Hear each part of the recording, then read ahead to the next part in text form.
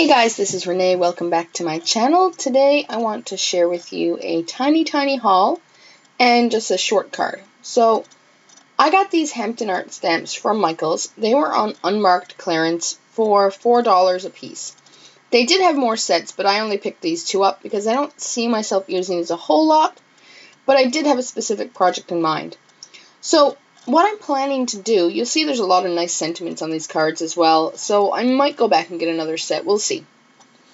But you'll see that these are kind of like those coloring books that are really popular today, so I thought it'd be nice to send a card to somebody that they could actually interact with and color themselves, rather than me taking all the fun away and coloring it for them. So I'm just getting a piece of Canson XL watercolor paper here. And I buy this at Currys.com in Canada, so I'm not sure if they ship to America. They might, but they have very good shipping for Canada. $75 and over is free, and below that's still reasonable.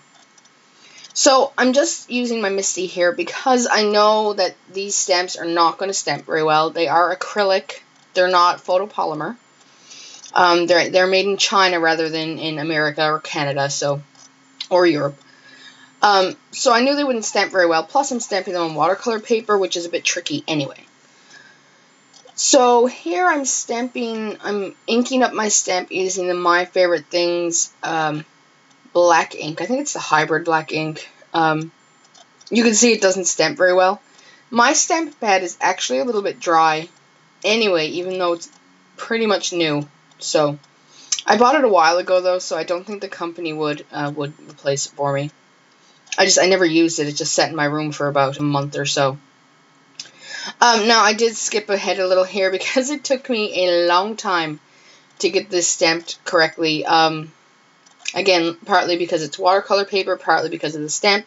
You've seen me clean my stamp there on my craft mat. I do that instead of on the Misty. I don't want to damage my Misty. I don't think it would, but I don't want to take the chance. So that's the Close to My Heart stamp cleaner there. So I've got the image stamped, but I want to cut it down now so that there's just a teeny tiny white border around it. So I'm going to use my Fiskars Shortcut trimmer. And I like this one because it stores smaller. You can see the handle does bend out there, so it does cut up to 12 inches. Now that I've got this cut, I'm actually going to grab some blue cardstock. Now you can see here I'm showing you, I'm cutting on this, but I'm also showing you the base of my card, or what I had intended to be the base of my card. You'll see that doesn't really work out in a second here. So I just left a teeny tiny blue border. This is where I'm scoring my card base. And that's just a We Are Memory Keepers score thing I got at Simon Says Stamp for $2. I'm trying to line it up here, but I must have cut the paper wrong because it will not line up. So I try a little here, and I try, and then I'm just like, I'm just going to get another piece of paper. So I do. And I didn't even bother scoring it this time. I just folded it, and that really works for this paper because it's only 65 pound. And then you'll see I'm die cutting this piece of white cardstock with the Your Next stamp stitched rectangles.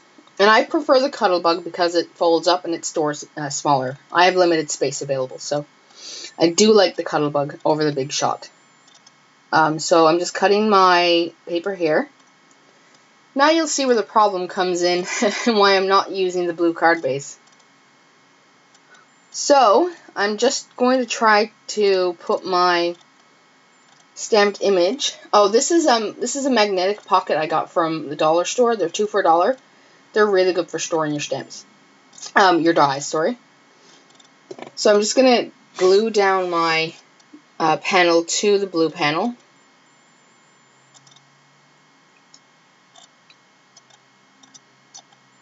And you'll see, I like the way that looks, I do. I like the black and white image. You'll see it doesn't fit. So I didn't think that through. I'm trying both ways, but it's not going to fit. So what I decided instead is to do a white card base and just leave the blue border. And this works. This works a lot better. Apologies. So I did score this one because this is 110 pound cardstock, so it needs to be scored. So that's where I'm going to glue that down. And now I'm just adding my sentiment from the same set. I'm using You Are Blooming Amazing. And again, I'm going to use my Misty.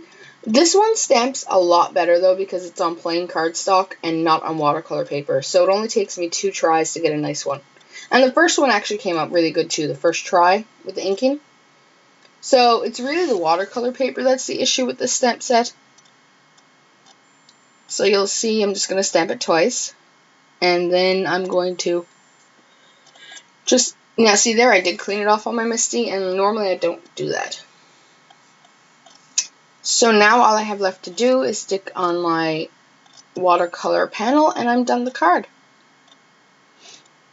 I'm not sure what I'm off to the side doing here. Oh, I was putting the stamps back on. So yeah, again, I'm just using that dollar store tape runner, which is acid free, by the way. And that's it. I'm just lining up the card here, and that's pretty much done. Now, what I would recommend doing if you're sending a card like this, and I think it looks actually great in black and white, but I would, after you put your sentiment in, you might want to add like a little sticky note. I have these really cute ones. Just put a sticky note in saying, please color me. And that's it, guys. Please like my video and subscribe to my channel, and I'll catch you next week with another video. Bye-bye.